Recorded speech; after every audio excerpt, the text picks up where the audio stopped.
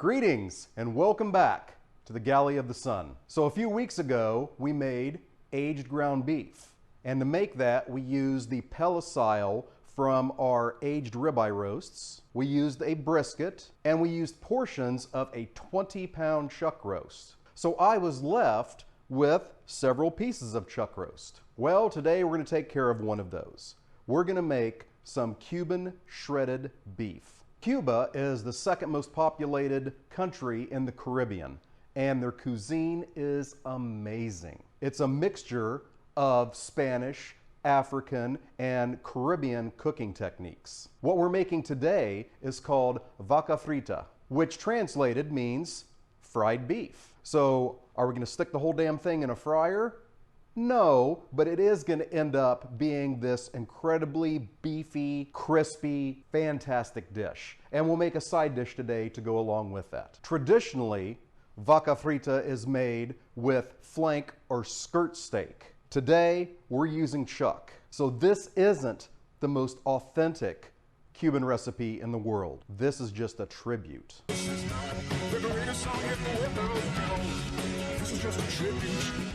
This is a dish that's best done on the weekend or if you have a day off, because it's going to take about 3 hours to complete, but it's absolutely going to be worth it.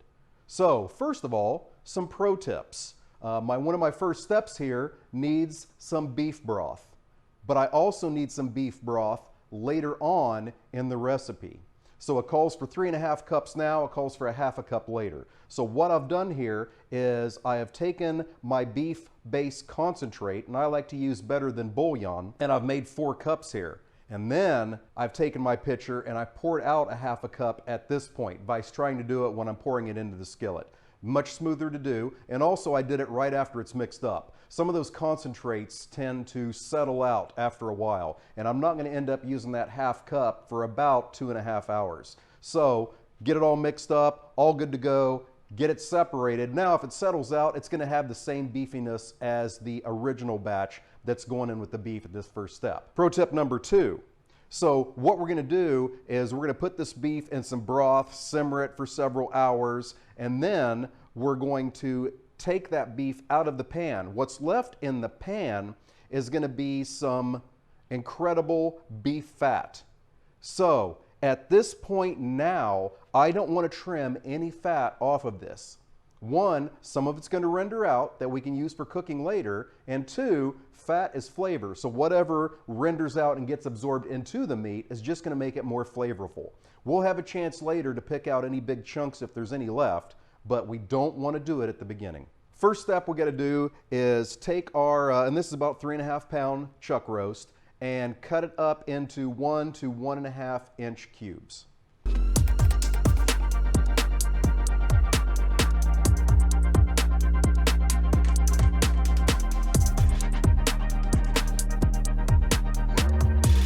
All right, another pro tip for you. So we got 3.5 pounds of chuck roast here. We've got 3.5 cups of beef broth. That's a lot of stuff. So before I started, so I didn't embarrass myself on camera, I took my biggest skillet out, I put the roast in the pan, and then put 3.5 cups of water in the pan to make sure that everything would fit. And it did. So pro tip for you. To the stove. Okay, ready to start it out. So we got to add the beef, we got to add the broth, and we have to add some salt on medium-high heat. To prevent splashing and making a big freaking mess, I'm going to add the beef first, then pour in the broth, add the salt. Here we go. Broth in. Slowly, gently. Now our salt. So these look like pretty big crystals, I imagine. So what I'm using here is some salt that I have smoked on the smoker. And when you smoke your own salt, you want to use the biggest crystal as you can. It just makes it easier. We'll do that in a future video. All right, all my ingredients are in. Medium-high heat. We're to keep an eye on that until it boils. Then the next step. So we got a good boil going now. What we're going to do is cover it, turn the heat down to low, because now we just want a slow simmer. We're going to have this slow simmer going for about 1.5 hours to 2 hours. We're going to check on it every 30 minutes. See you then. We're about an hour into the braising portion. Let's take a look. See some of that fat rendering off and coming to the surface there. Going to be using that later, like I said. Oh, it is smelling like beef happiness in here. All right, maybe not a whole lot of bubbles from the simmering, bumped up the heat a little bit. We'll give it another 30 minutes to check it. All right, so the beef is about an hour into its simmer, so it's time to start getting other things together. So I got 12 garlic cloves here. We're going to get those minced up.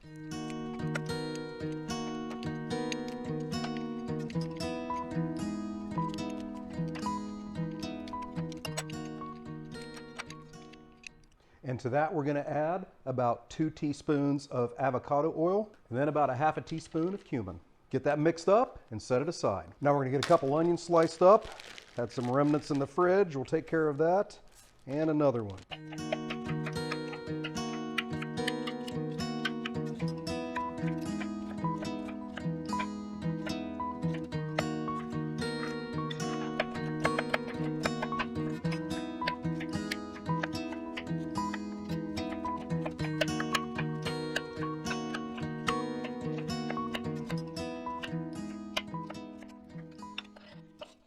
Okay, onions are ready.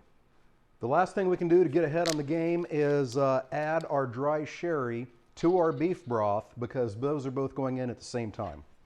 There's 1 tablespoon and 2. All right, we're as prepared as we can be for the main dish. Now it's time to start working on the side dish. For our black beans and rice, we're going to need 4 garlic cloves. We're going to need these peeled. Before, when we were mincing them, we didn't have to peel them. The mincer took care of that. This time we got an extra step in there. So we're gonna have to mince these by hand, and we're gonna have to get them peeled ahead of time. Taking off that top and bottom helps with the peeling process. So over those garlic cloves, I'm gonna put a teaspoon of salt, very gently over them. And I'm gonna let that set for 3 minutes. Then we're gonna mince the heck out of it. All right, it's been 3 minutes. Checked on the beef one more time. Got 30 minutes to go on that 2-hour simmer. So getting the side dish together. I'm basically mincing this in the salt. We're looking to make a paste out of it.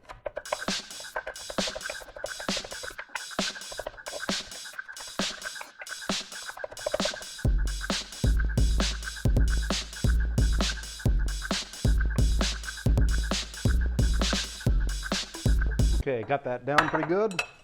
So, into this bowl, to which we'll add our other ingredients.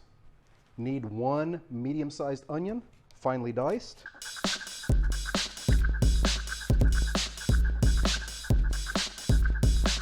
All of that joins the garlic in the bowl, and then a finely diced red bell pepper.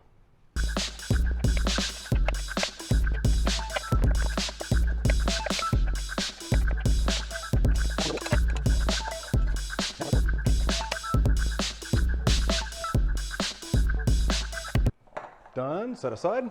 Now we need to dice up about 6 pieces of bacon. I'm using some of our homemade bacon. This is mango habanero whiskey bacon. We'll be making this in a future episode. Maybe not that exact flavor, but certainly something involving whiskey and some kind of crazy flavor.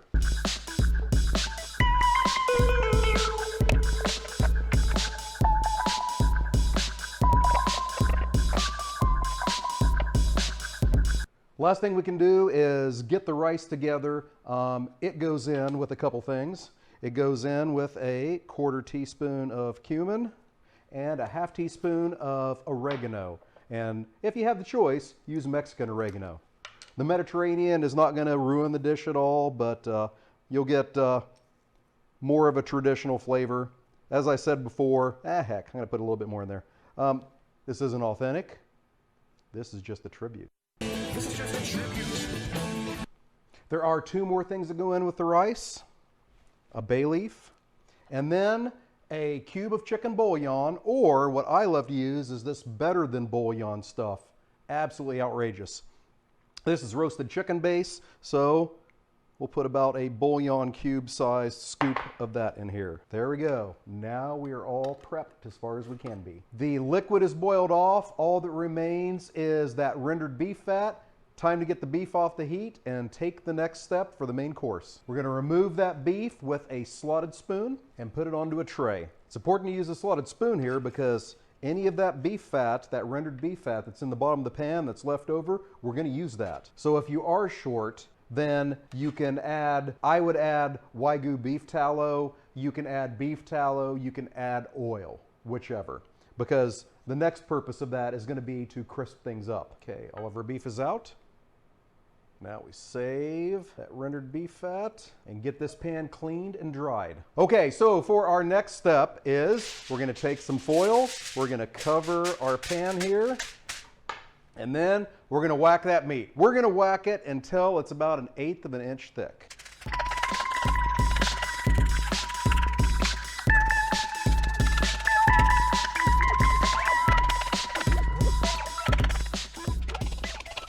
And we are there. All right, our next step is to pour about 1 tablespoon of that rendered beef fat into our pan here, and then get it hot on medium-high heat here. Once that begins to sizzle, I'm gonna add my onions and about 1/2 teaspoon of salt. All the amounts are down in the description. Okay, we are sizzling, onions in, and we're gonna cook these for 5 to 8 minutes until they're golden brown. Healthy pinch of my salt and pepper mixture there. If you weren't filming this, this is a fantastic time to start your side dish. We're gonna finish this up, the onions, set those aside, then start the side dish. Okay, our onions are good and browned. Now in goes the remainder of the beef broth that we made at the very beginning with the 2 tablespoons of dry sherry in there. We're gonna add this and then let those onions absorb that and then set them aside and start the side dish. Okay, so we're gonna keep a close eye on this. As soon as the majority of the liquid's gone, into a bowl, set aside. Almost there, don't go too early. A little bit of liquid's fine. You don't want too much left because we're gonna crisp up that beef and mix these onions back in with it. And we don't want that liquid to take away from the crispiness of the beef. Okay, I say we're there. So right back into the same bowl that we had our raw onions in. All right, so first thing we're gonna do for the side dish is get this on saute. Power on, sear, saute, right there. All right, gonna let that heat up a little bit. Then we're gonna get our olive oil in there and the bacon and get the bacon crisped up a bit. I'm gonna put about 2 tablespoons of olive oil in here. Once that starts shimmering, we'll know it's time to add the bacon.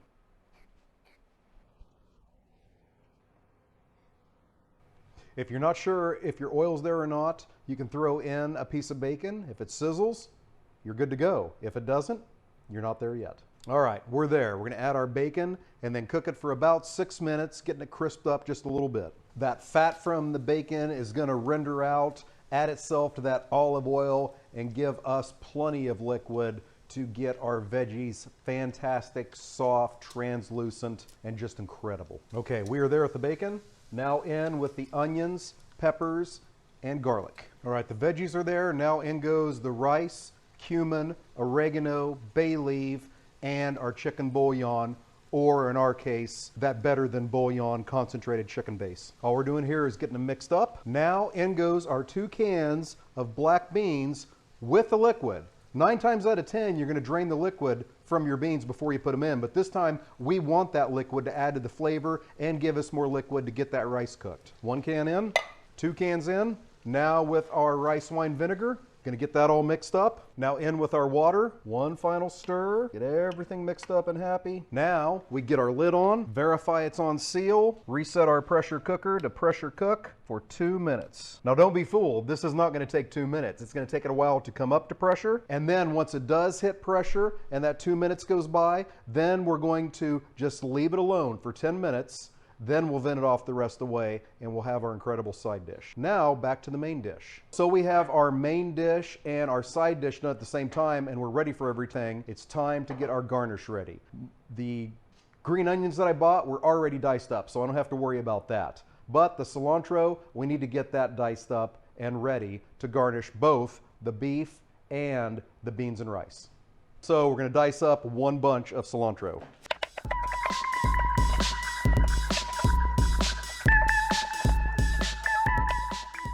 Now that our side dish is going good, it's time to finish off the main course. Heat to high. Now that our pan's good and hot, that rendered beef fat that we had, the remainder of it goes back in there. Once we see that start to sizzle, then the meat goes back in. So now our pounded meat, as you're moving the meat around, sort of break it up with your spoon, and we're looking to get some crisp on it. Once you see that your meat's crisping up like that, then our garlic mixture from the very beginning goes right in the center. Gonna let that go for about 30 seconds or so until it's very fragrant, then get it all mixed in. Now you add your onions in and heat everything up and get it mixed up. Okay, rice is a couple of minutes away from venting it off, but I can't wait. I gotta give that beef a try.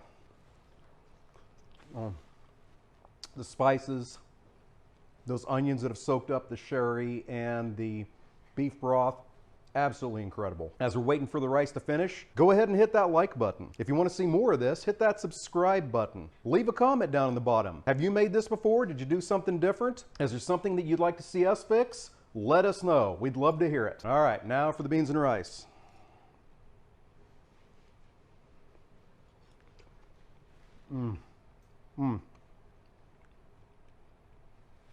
Definitely came out killer.